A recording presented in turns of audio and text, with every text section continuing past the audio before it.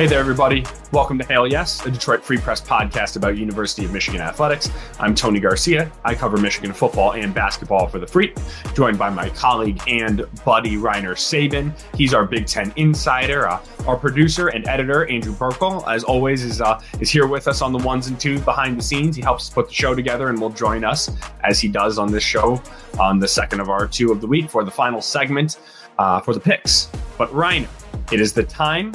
It is the week. It is here. We have done 11 weeks of shows, plus a little bit in the preseason, couple of week, a breaking emergency podcast in the bye week. We've talked about anything and everything, football, not football, otherwise. But this is what we've always wanted to get to. Michigan, Ohio State, undefeated, with more storylines going into it than we ever could have imagined. I know you're not sleeping, Tony. I'm able to rest a little bit easier than you, but no, it should be obviously a fascinating game, and obviously this is the build-up that we've expected since the beginning of the season, that it was going to end up like this, and sure enough, we're here. Yeah, no, I'm sleeping fine. But funny enough, I'm sure there are people who out there who are not, Reiner, and we were talking about it pre-show a little bit, just in your youth, like when those big games, I'm glad that we just have no dog in this fight and just get to watch and observe whatever happens between like a day that will be remembered forever, because it's one of those, there are times where you just wish you could watch two teams just sort of go at it and not have that emotional investment until you win. Then you're on the winning side, and then it's the greatest day of your life. But obviously it cuts very deep both ways. And so that's how we're going to get into this show. The three thoughts in the A block about the big picture, the stakes. What does a win mean? And what does a loss mean? And what does it sort of delay? And then in the B block, actually a little bit into the game. Some keys, the health of the offense, Ohio State's defense, and a big time play. But Reiner, the stakes, as we said before, could not be higher. Yeah, I mean, for Michigan, again, going back to the July, Blake Corum said it was win or bust this year. Everything was geared towards winning a national championship.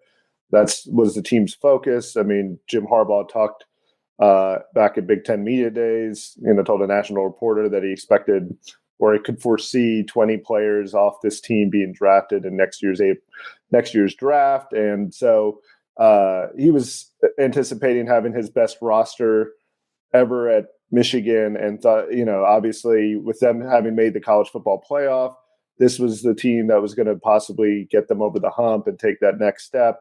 And so winning this game at the end of the season became priority number one. They've had the beat Ohio drill, but they also obviously added a beat Georgia drill. That was the assumption, was that they would beat Ohio so they could maybe eventually get to possibly beat Georgia. So, this game was circled on the calendar. It's obviously been their focus. It's always their focus, but even more so this year, knowing what this team was possibly capable of. And so they've got to win the game. I mean, there's no questions asked. I mean, this is the priority. They've got to take care of it. If they don't, there's a good chance that they're not going to make the college football playoff. And as Trevor Keegan said, the season won't matter. Yeah, and those are strong words, and you wonder how people will look back at it with time to reflect. But you get the point of what he means, right? Like, this is what this has all been building to. Everything else was kind of assumed was going to happen, right? You can never say that, and you can't take it for granted. It takes away nothing of the work that has been put in. But without a win in this game, there's no Big Ten East title, there's no Big Ten title. Like you said, I don't see a scenario where, I mean, could it happen? Yes, but it's not a likely scenario like last year where Ohio State loses the game and is still able to backdoor its way in and get a second shot. Now, obviously that did not work for the Buckeyes last year, but they got the opportunity. This year, I don't think that Michigan or Ohio State, whoever loses, is going to get that shot. And that, Reiner, is why when we talk about the stakes and we talk about this game, I think this is the biggest game, arguably. I mean, I'm not a I know Michigan football. I've been around it for 30 years, but I'm not a professional Michigan football historian for every single game. I think it's safe to say this is the biggest Michigan-Ohio State game of all time because next year, right? I mean, this is the final year with 4 teams going to the college football playoff. One of these teams, it looks like, is going to deliver that metaphorical kill shot. And now in the future, that won't happen unless, say, maybe one of these teams is going in with 2 losses. With a 12-team playoff, say one of these teams is going in with 2 losses, then maybe a third, like you'd be on the outside looking in. But at that point, were you really thinking you were going to be a national champion anyway if you've already lost twice before you've played the other one of these 2 teams? And so just these teams don't meet, like, yes, a couple of years in a row, they've both met 11-0. Just because it's happened a couple of times, and last year was maybe the biggest game since 06. But I think you can make the case that this game is every bit as big as 06 and even larger, Reiner, because think about what does a loss mean, and what people say of how it invalidates potentially right, wrong, or indifferent those wins in the past, because we know the narrative and the allegations that are swirling around this program. Yeah, I agree. I mean, and also you have to consider the new Big Ten format. I mean, there's a good chance that if Michigan and Ohio State were in the same situation, they'd play again next week, in the Big Ten title game. So it does add some significance to this game just because it'll be the last in this era of college football and this era of the Big Ten. So I agree with you. And, as far as, what it means for Ohio State, I mean, I think in some ways, like for Ryan Day, I mean, he's got to take care of this game and win just because he's approaching John Cooper territory as coach. And so, and to right the ship, I mean, as it relates to Ohio State and the rivalry that they had dominated for so long before 2021, when Michigan really upended the series and has become the dominant team in the Big Ten. Of course, like you alluded to, the allegations rolling around for Michigan, it becomes huge for them to, again, validate this run when they've gone 36-3 since 2021. Obviously, that's run concurrently to what has been alleged as far as Connor Stalions' involvement in running an advanced scouting scheme to, steal the signs of the opponent. So people can read into it what they will, and they have. They've used the last 2 games to try to, find evidence that would either substantiate their claims about Connor Stalions or try to invalidate, his effect on potentially, Michigan's success. So yeah, this game has a lot, even beyond just the win-loss and what it could mean as it relates to the college football playoff. It can mean everything as far as the recent past and also the future of Michigan football. And just even, I mean, my next question was going to be, who needs it more? Jim Harbaugh, who will not be on the sideline, obviously, or Ryan Day. It is a bit that part. I mean, I'm sure Michigan fans are obviously very aggrieved or feel aggrieved about Jim Harbaugh not being there. But I think we should all feel aggrieved that we are not going to get to see a Jim Harbaugh, Ryan Day moment, because to say these two do not like one another is an understatement. I mean, if you go back to the days of, no matter how hated this rivalry has been,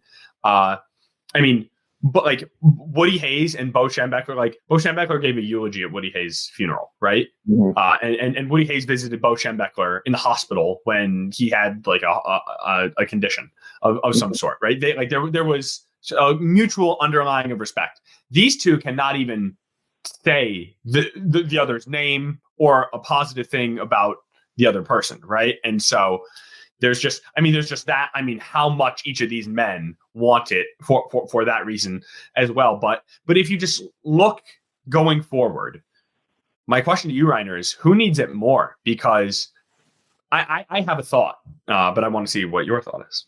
I mean, I would think possibly Ryan Day needs it more because the question is, I don't know what Jim Harbaugh's status is going forward. I think, presuming that Ryan Day has a lot more to possibly lose by losing this game, because he loses, a certain segment of the Ohio State fan base, I think, should he lose this game. Whereas like Jim Harbaugh, he's not going to lose the fan base, but I mean, his status is up in the air as far as, the future at Michigan. It always is, each offseason. Ryan Day wants to probably stay as Ohio State coach. So losing to Michigan for the third straight year would be, very, very detrimental for his future in Columbus, I think. Right. No, and that's hard to disagree with. But here I go. I see it the other way, right? Because if Michigan wants Jim Harbaugh to return, and obviously a lot of people around the program does, I think a win is really, really critical to making that happen. Now, there will be a lot of people in Columbus who want Ryan Day gone should he lose. I just don't think that they'll get that. I think 11-1, consistently top 5. They're not going to fire him for that. John Cooper. I don't especially with the playoff with the new form. Hold on, with the new format next year and the playoff expansion. Of course, Ohio State has the highest of expectations. They never would have let a coach stick around as long as Jim Harbaugh did with that many years in a row. And you're right. And 3 might be where they draw the line. I just think with an expanded playoff next year, they know they're getting in.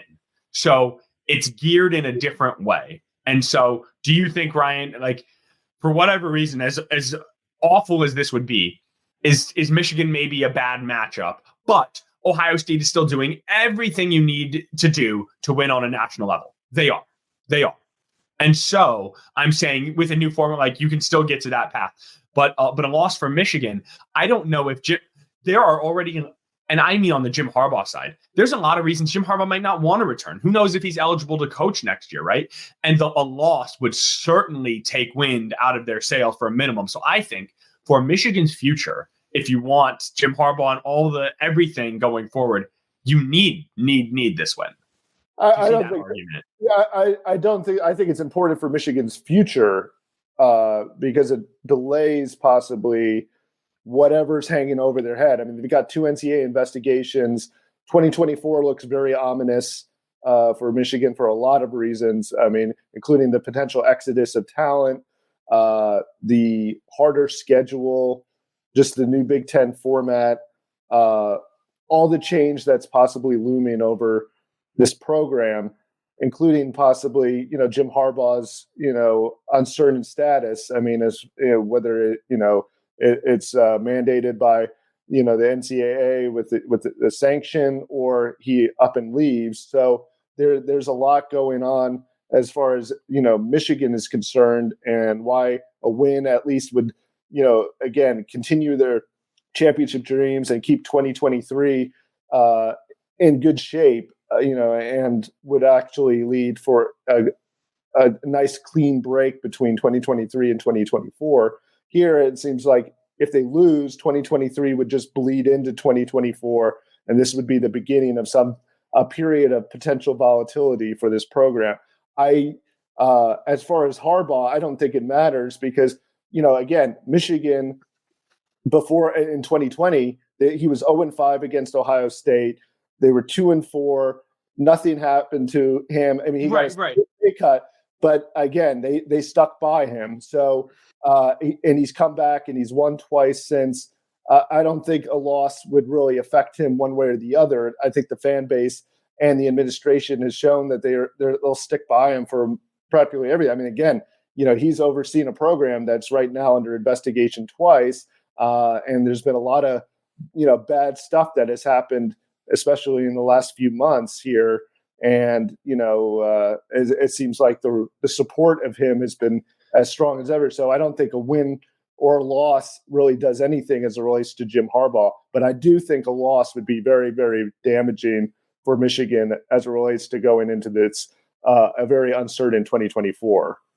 Right. And so you answered the question better than me. My question was, who does it mean more for, Ryan Day or Jim Harbaugh? I see individually why for their future. I just meant Jim Harbaugh. I see how it Jim Harbaugh and Michigan are just so overlapped. It feels like they are one in the same. And so I meant it at that. But I think your point at the beginning is well taken, in that it does looking forward. Oftentimes, like sometimes there are rare times where it feels like you might not need hindsight. It feels like there is a line of delineation of eras of Michigan football that will end after this year, right? Like these guys who stayed and returned, that's the ones that turned Michigan around. After this year, new Big Ten, new group of leaders, new core. It is going to look different next year. And so you're right. There is a very clear time and severing point that could happen, and which is why and I think a loss kind of slices through that. But with a win, you can continue the momentum, which is what you want, obviously, if you're Michigan. Yeah, absolutely. And so, I mean, again, for Michigan, again, for many, many different reasons that, they need to win this game. It's critically important, I think, to the program in the here and now, and also into the future. So, in a lot of ways, what Keegan said is kind of correct. I mean, if they don't win, the season really doesn't matter. I mean, they've only got, one signature victory thus far. I mean, even going back to last year when Ohio State lost, I mean, they did beat Notre Dame and they beat Penn State. I mean, they at least had two games and they were challenged in the non-conference season. Michigan didn't have that last year, so they had a very thin margin for error. This year, it's the same thing. They have a very thin margin for error. So, I mean, you have to win a game like this because you don't have that. You haven't been tested very much this year, and so it gives Michigan. It puts all the emphasis on the final game of the season for them. Yeah, their resume is not deep enough prior to this, and they would still go to either the Orange Bowl, Fiesta Bowl, Cotton Bowl, Peach Bowl, whatever. But that, I mean, who would even play, right? When you got 20 guys who are looking at the NFL and those sorts of things. And when they've said all year long, one track mind, right? We're playing for one thing. It would be very tough to come up short of that. So on the other side of the break, that feels like a good place to cut it. We'll talk about some keys to the game and what they need to do in order to keep the dream alive. That's next. This is Hail Yes.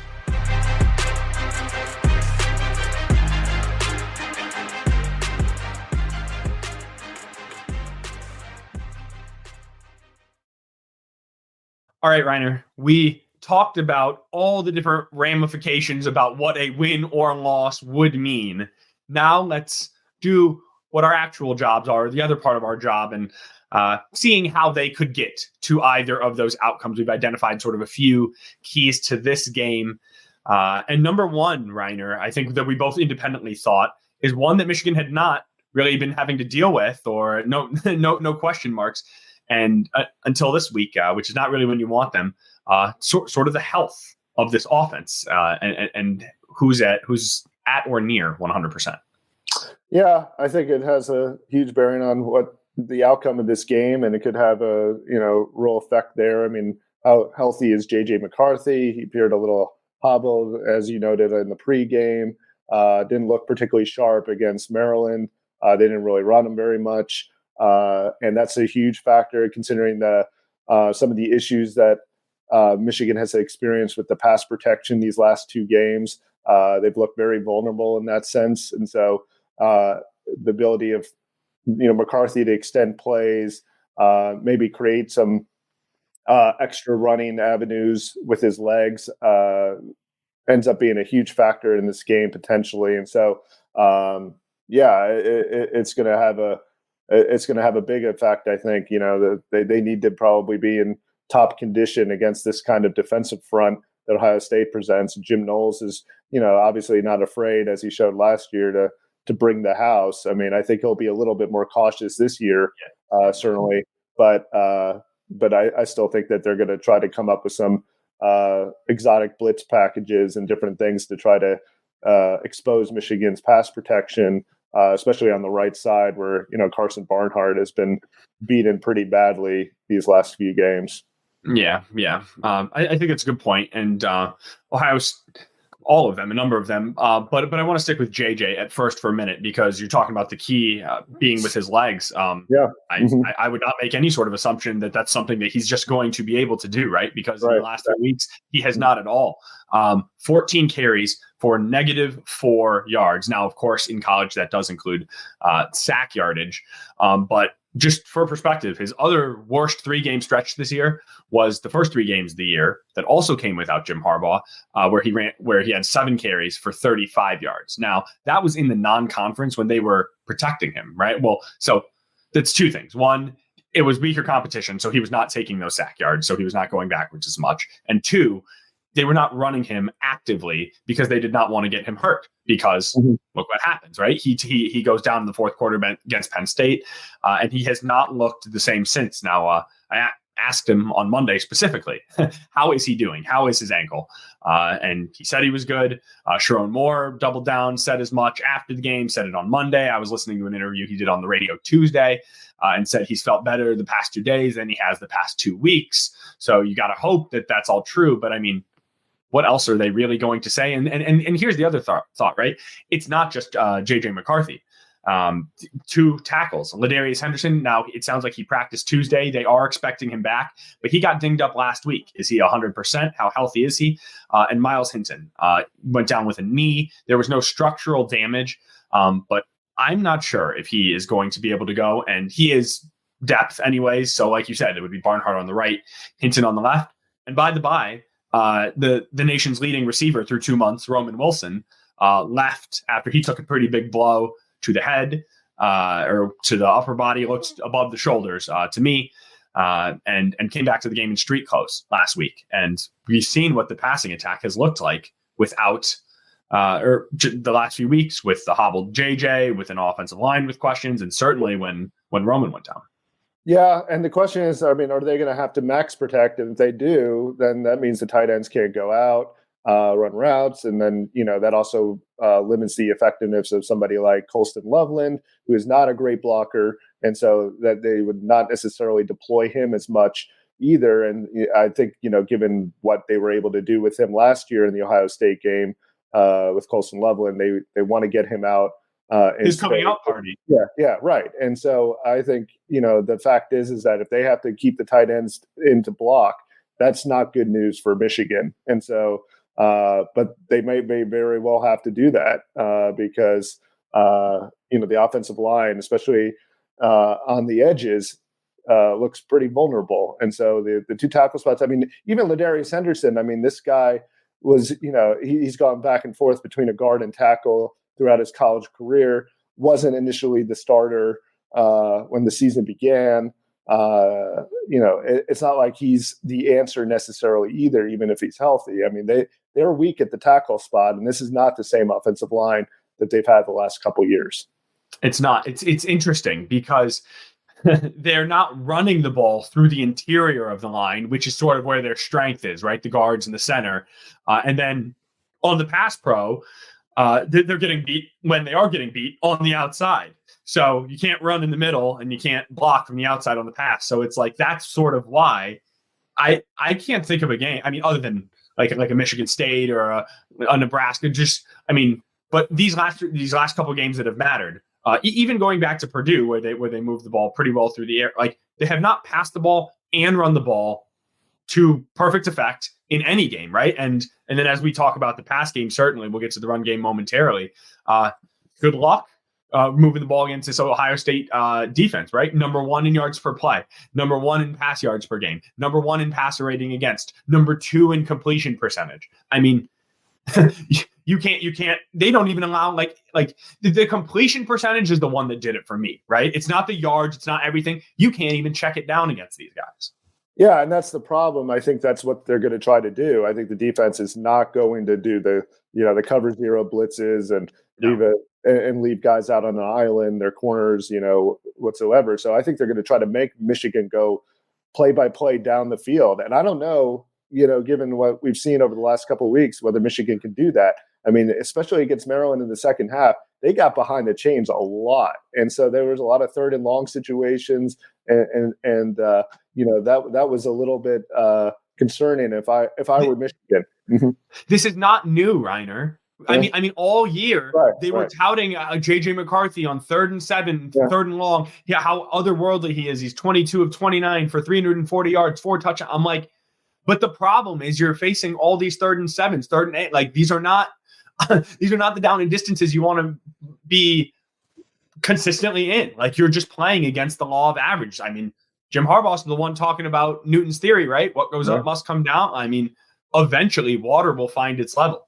And you don't want to be in 3rd and obvious situations against anyone, certainly against a defense as solid as Ohio State. And that was not new, right? It was just when you're playing better teams, it's even more damning. And last week, I don't think Michigan had a touchdown drive of more than 70 yards, right? And so now some of their scoring drives were just shorter than that. But last year against Ohio State, 5 touchdowns of 45 yards or more. I mean, it was all home runs. It was literally almost exclusively home run plays. Colston Loveland, 2 to Cornelius Johnson, 2 to Donovan Edwards. Those home run plays have not been there in the same type of way this year. Certainly not for Donovan Edwards, not for Cornelius Johnson either, for that matter. And so you're right. It is. I think Ohio State very obviously made a transition from last year to like this mental shift of or maybe they just better understood a second year. I mean, you see the step that Michigan's taken in the second year under Jesse Minter, and that's really a 3rd year in that system. This is the 2nd year for Ohio State under Jim Knowles, and you see what that looks like. They always had elite talent, and now people are questioning their heart. You saw how much that meant to Ryan Day earlier this year. I mean, just going berserk after that win against Notre Dame. So he's got remember how much hate and animosity and that upset feeling Michigan had for all those years? Like that's starting to fester in Columbus. Like Michigan cannot underestimate, because Ohio State didn't even get the 2020 game where they were going to stomp Michigan into oblivion, right? Ohio State has not won this game since 2019. They are pissed. Yeah, no, you're right. And I think that's a huge factor. I mean, again, Ryan Day is really very upset and, seems to take it personally that, again, people have questioned the toughness.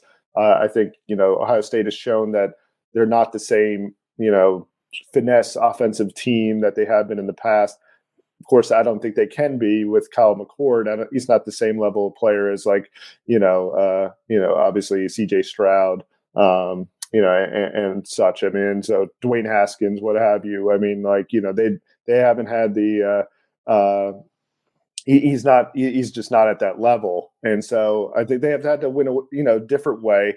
And it's been defense, a little bit more, rugged style, but they still obviously have Marvin Harrison on that side. And, for Michigan, and Ibuka and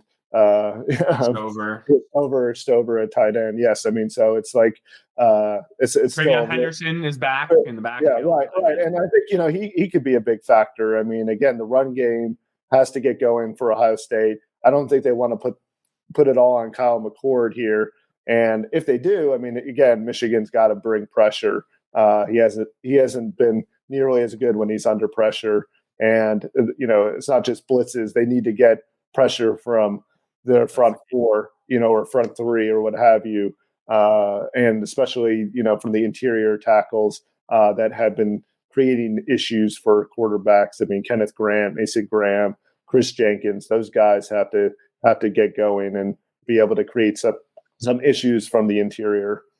Well, I'd say, just very quick quibble, I'd say they need to keep going, those first 2, and some of the edge guys, right? Like Braden McGregor, Chris Jenkins. I know you said Chris Jenkins, like some of those, they need to get going. Jalen Harrell has been pretty good. Derek Moore, obviously, just had a big moment. Josiah Stewart, they could use him on the edge, right? He was supposed to be a sack guy. They could use a little more from Josiah on one side as well. And so the first key was sort of the health of the offense. The second key was Ohio State's defense. The third, and it's not final. You could come up with a million, but for our purposes, final. Who makes the play, right?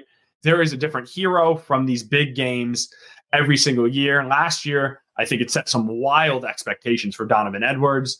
Mikey Sainristil Still, I think he would still say the favorite play. He has a number of pick sixes. I believe he would say the favorite play of his career still is that pass breakup against Ohio State. At least when I sat down with him earlier this year, that was his favorite play. And so it's just, who's it going to be? It's not like, will it happen? It will happen. There will be a play. There will be a moment. There will be something that is talked about. Who are you ready to plant a flag, Reiner, on who might make that play? Or do you want to just stay sort of vanilla milk toast and just be like, yeah, like big plays, super important? I mean, I have no idea who would make the big play in this game. I mean, it could be on either side. I mean, again, I think give me one from each team. The guy from each team, who you think it would be. I mean, I would think Marvin Harrison obviously is the key from Ohio State. Yes, I mean, but from Michigan standpoint, I think it might be a Roman Wilson. I think that guy steps up in some big moments and has in the past. I mean, again, his coming out party last year was the TCU game, and I think if it is somebody, it might be somebody like a Roman Wilson that steps up. Okay. How about you? Okay. So I'm going to start with Ohio State first. Tommy Eichenberg, the linebacker. I mean, we didn't talk a lot about the run game. This is a game that is determined a lot, very frequently on the ground. He did not play last week. They were really trying to get him up to health. So just his ability to impact the game in the front seven. And also, JJ was a little loose with the ball last week. He was locking on over the middle to his tight ends. If they're not, I mean, watch out for a pick.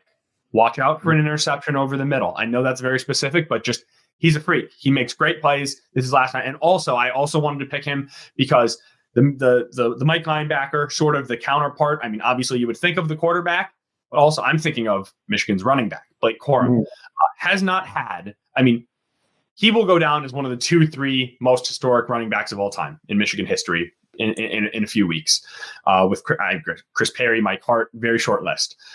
He has not had his signature moment against Ohio State. He was injured last year. He was the backup in 21, and he still ran for 87 yards on only 6 carries. And then the year before, there was no game. Blake Corum, as sort of one of the heartbeats of this team, I'm going to look at his final box score and see what he did. So those are our keys. I think we did a good job not giving away which way we're leaning with this game. It's because it is very tight. On the other side, we'll bring in Andrew Burkle for all the picks and to get us caught up. I think it's a tight race in the picks. It's coming down to the wire. We'll pick 4 more games during rivalry week. Don't go anywhere. This is Hail Yes.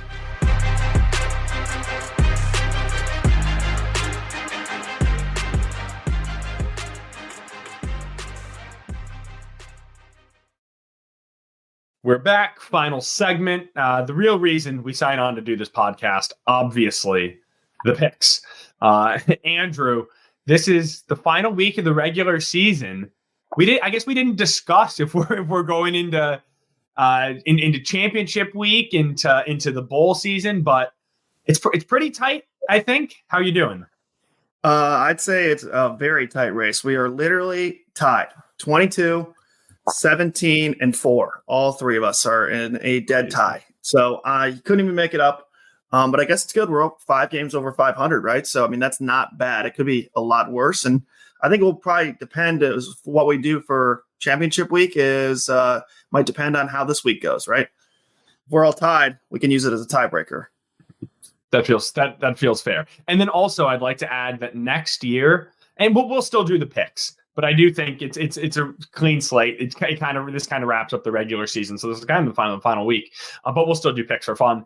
But next year, just very quickly, I'd like to add in over-unders as an option, right? Not all books have every option, like player props and things. But, I mean, because it's real, some of these are very hard to pick a side on the number. The number is really good for a reason. But I have a better lean towards the over-under. That's my selfish thought for the day. So are you thinking because of the Iowa-Nebraska game this week, 26.5 over-under? That is one of the thoughts that got me.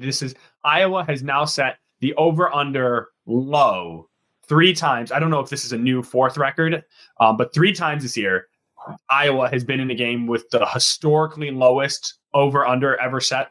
All 3 games went under. I mean, That's why we play. That's why. And I mean, that's gold.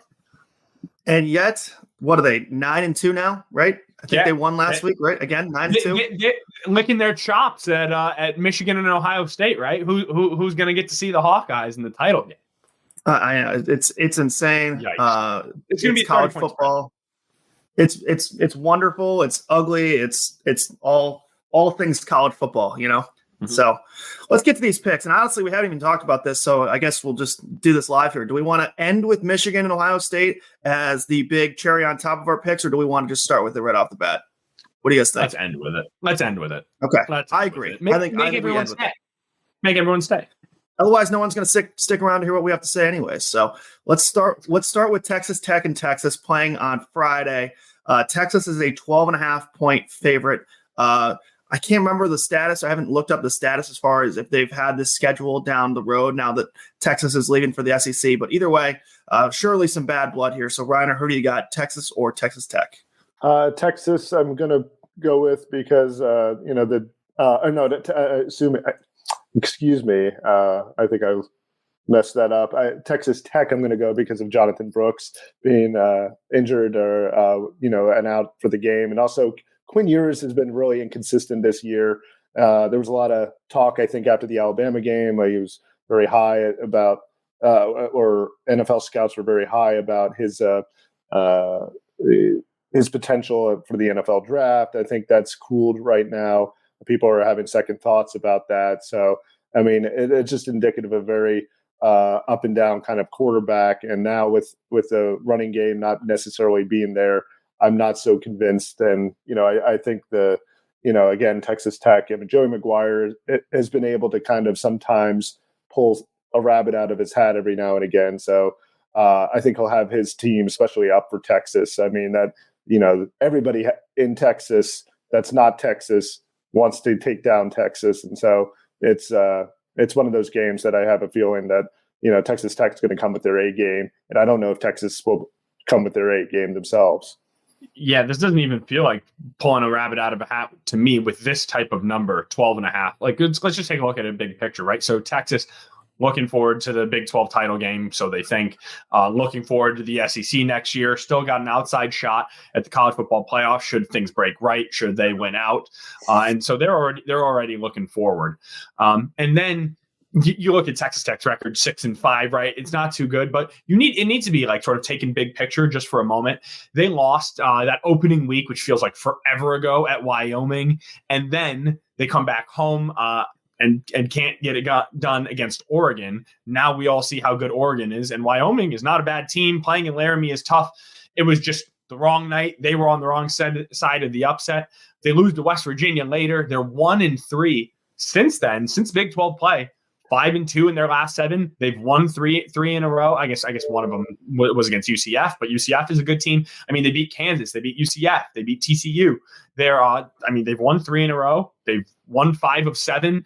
Tyler Shaw, their quarterback, was hurt early, and they still rallied and stayed together. This is a decent team that put together a decent year that could have folded when they were 1-3. And Texas hasn't looked good for weeks. And you're giving me almost 2 touchdowns. Hook 'em. Is that what they say? No, that's the wrong one. Red Raiders. What do they say? Not hook 'em. The opposite of hook 'em. Horns down. Horns down.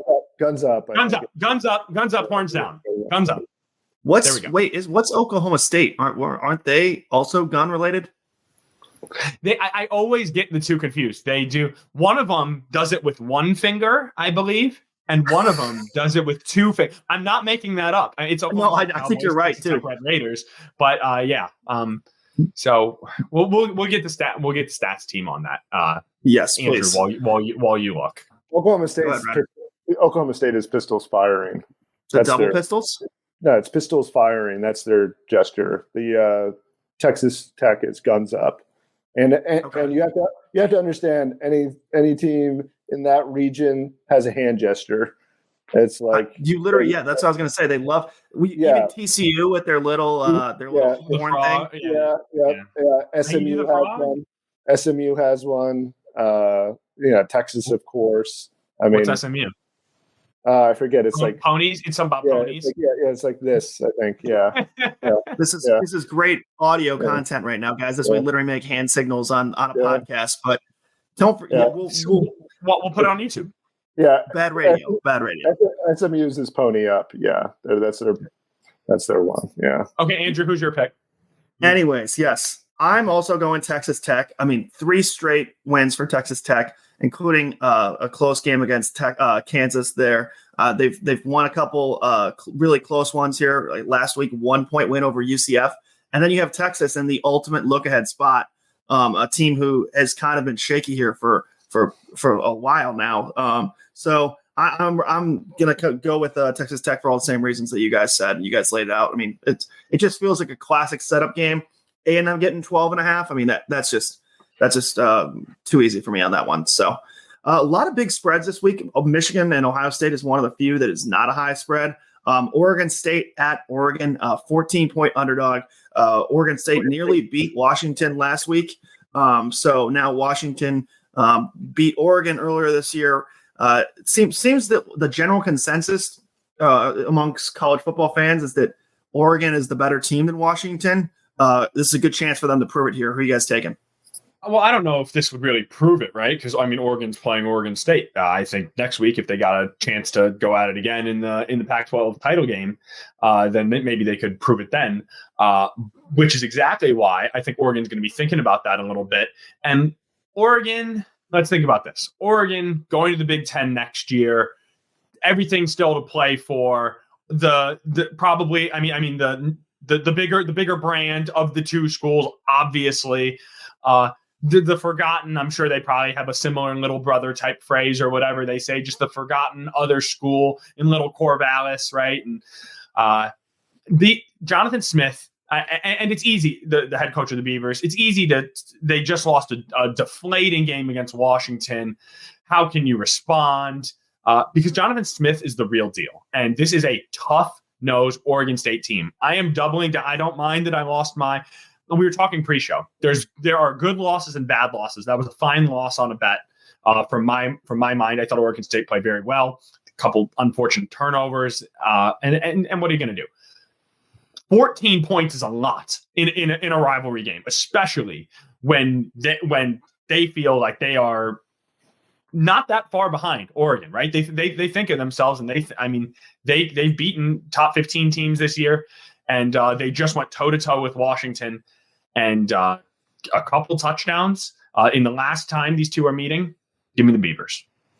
You laid it out. You had good rationale for your pick. I think, on the other hand, the game's in Eugene, and at home, Oregon has averaged 52.5 points per game. I don't know if Oregon State can keep up with the Ducks, and the Ducks have such a good defense too. And I think they have a much more or a stronger case to be able to stop Oregon State than Oregon State has to stop Oregon. So I'm going to pick Oregon in this one. And, I think the 14 points is, they'll cover that. A couple thoughts about this game. First of all, we don't debate the Heisman like we used to debate the Heisman. I feel like as a college football and sports, universe here, like now it's like NBA MVP is kind of taking the place of like, oh, who's going to win the Heisman? Who's going to win the Heisman? NFL MVP, people love talking about. So Heisman's not as big of a debate as it used to be, but this feels like a real chance for Bo Nix to put a bow on it. No pun intended, against Oregon State here. You like what I did there, Tony? And, then, like you said, they have a lot to approve here as they, because they already lost to Washington. So when they play them again, there still could be some hair splitting down the edge here. And the college football playoff is it setting up to be a tough choice here. If Alabama beats Georgia, okay, both SEC teams have one loss. Michigan and Ohio State, one of those teams will be in.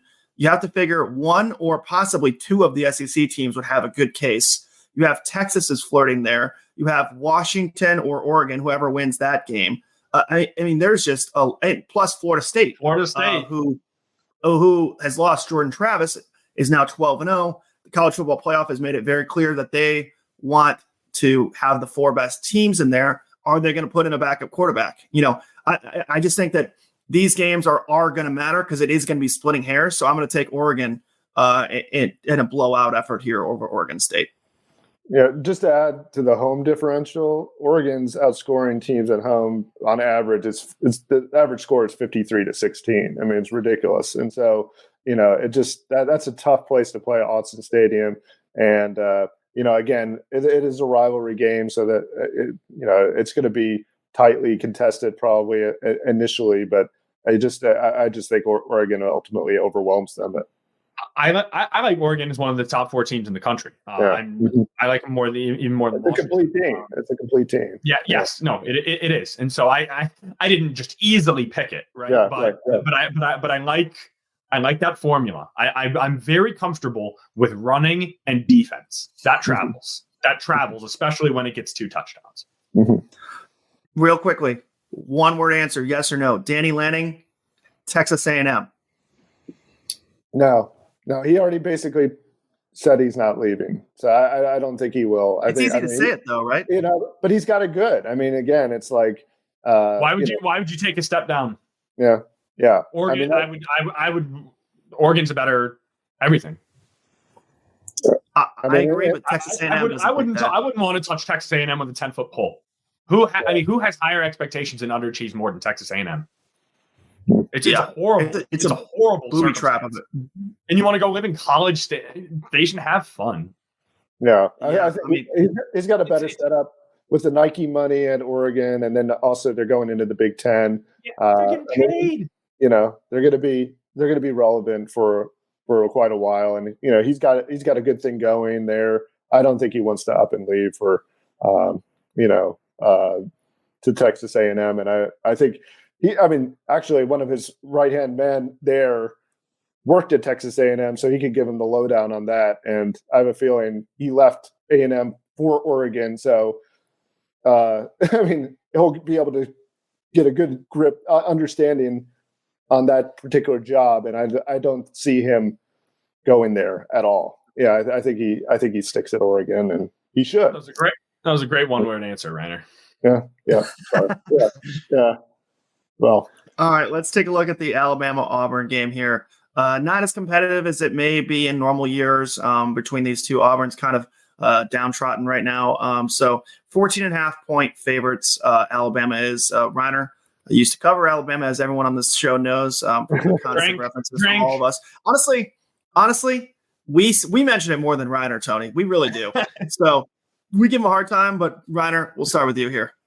Well, looking at this game, Alabama's really righted the ship after the Texas game, as I've kept talking about. Anytime this game, Alabama comes up in our picks, but they really have. They've gotten the offense going. The defense looks solid, so much more solid than they did a year ago. And in some ways, Jordan Hare has been a house of horrors for Alabama at times. They've had some, really crushing losses there.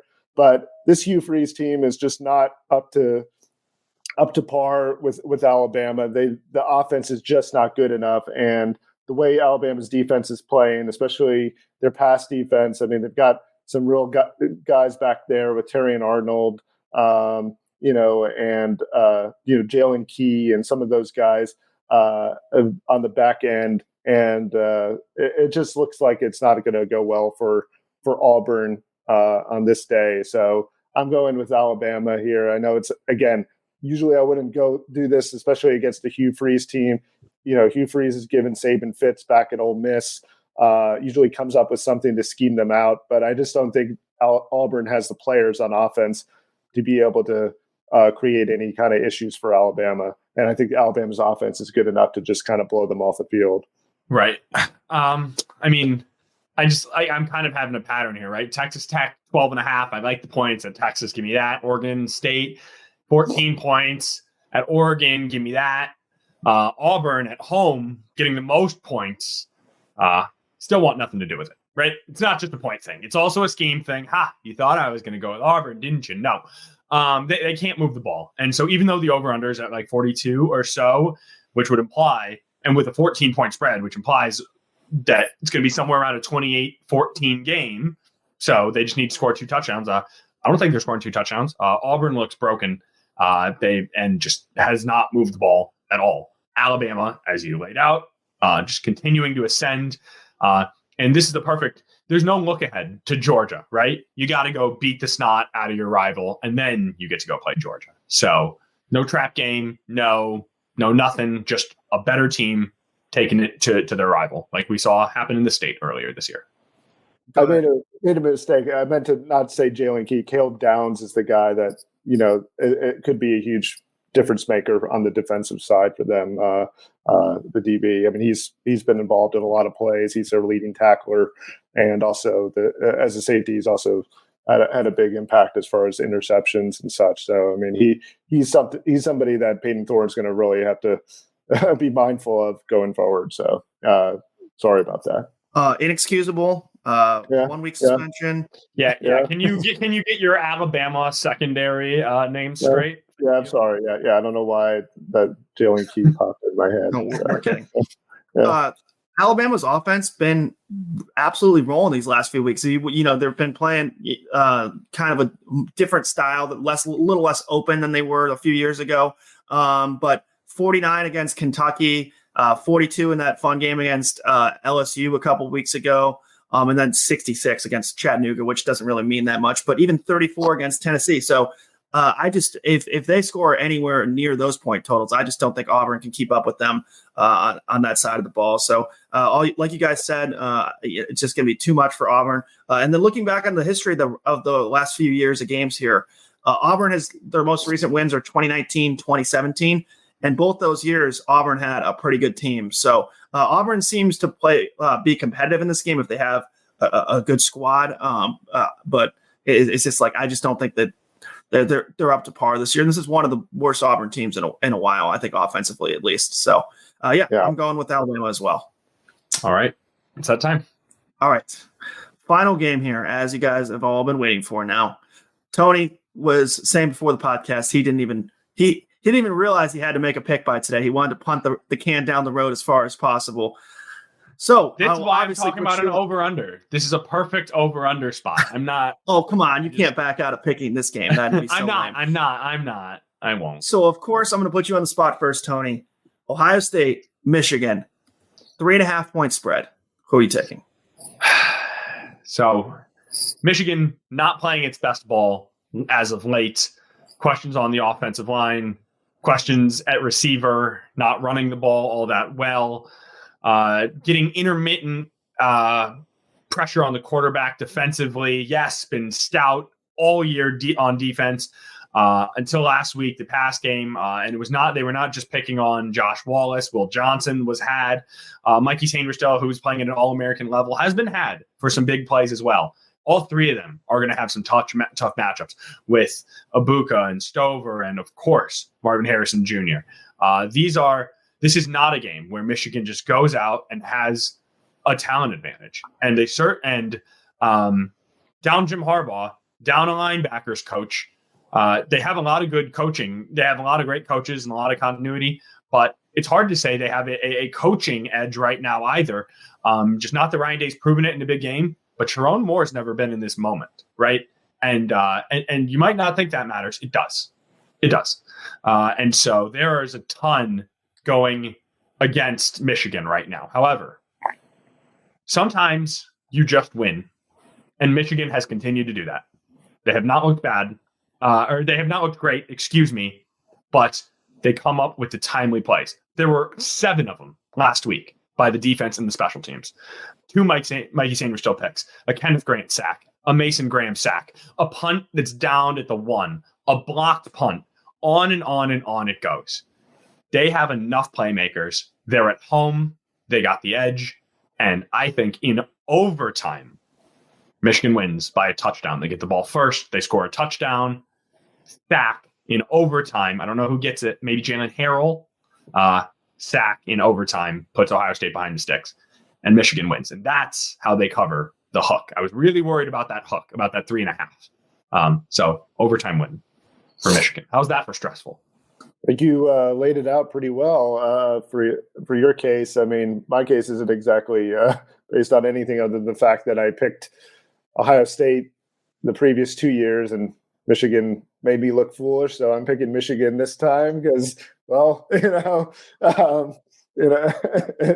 I meant to say that too. In 30 picks, I picked against Michigan once, and I'm 0-1. So that was dumb. And 29-1 pick a number, whatever. So and in general, I mean, I think there's some questions about Kyle McCord in this game, and whether he'll step up in the moment. He did at the end of the Notre Dame game, certainly driving them down the field in the last seconds and getting them the touchdown that won the game. But at the same time, this is a whole different ball game. I mean, it just really is. And so I think Michigan can do enough to rattle him and create some issues. And so I think they win a close one, but it's enough that they'll cover the spread in this case. This one, I went back and forth on it like you guys did. There's so many reasons this game feels huge. First of all, there hasn't been that many huge games this year in college football as far as like top 5 matchups. It feels like this has been a year where there just hasn't been a ton of games. I mean, there was the Washington-Oregon game, LSU, Florida State earlier this year. So this game is this is it. With that said, Ohio State, it feels like Ryan Day knows how to push the buttons on this team. And he's really got them fired up. And you can tell just by his tone from the start of this season that he did not like the way last year went down. And for good reason. His team got punched in the mouth and in their own stadium. I don't think that just goes without anything happening in the next year. So I'm going with Ohio State. They have plenty of weapons, like you guys have pointed out. And even Maryland was able to get some decent plays and get the ball moving last week. I think we all agree that Ohio State is significantly better than Maryland. And their defense, I mean, yes, their offense is probably the most scary offense Michigan has played this year. That's not a tough competition necessarily, but their defense is right there with Michigan in almost all the statistical categories. So I'm just going to, first of all, you guys both pick Michigan, so it's an easy one to pick Ohio State, just to be different here as well, of course. But I'm going with the Buckeyes, and I think they pull it off without minus Jim Harbaugh, with all this other stuff going on here. I mean, I just think that this might be Ohio State's year. Well, that makes sense as well. And the place to stay tuned to all that coverage is Freep.com. We will be all over this Michigan-Ohio State game. Myself, Reiner, Jeff, Sean Windsor, Carlos may be on hand, so there will be no shortage of content. As we record this on Wednesday, just before Thanksgiving, I'm not yet sure when this will get released. So if you haven't had Thanksgiving, happy Thanksgiving. If you just did, I hope you enjoyed it with your family and friends, and that you are ready for a kickoff that is just around the corner. Reiner, Andrew, be well. Thanks to both of you. And as always, thanks to our editor-in-chief, Nicole Avery-Nichols, our executive editor, Anjanette Delgado, our sports editor, Kirkland Crawford, our audio engineer, Robin Chan, as well. So for Andrew, for Reiner, I'm Tony. This is that week. Enjoy it, everyone. Be safe. And we'll be talking about something when we come back next week. This is Hail Yes.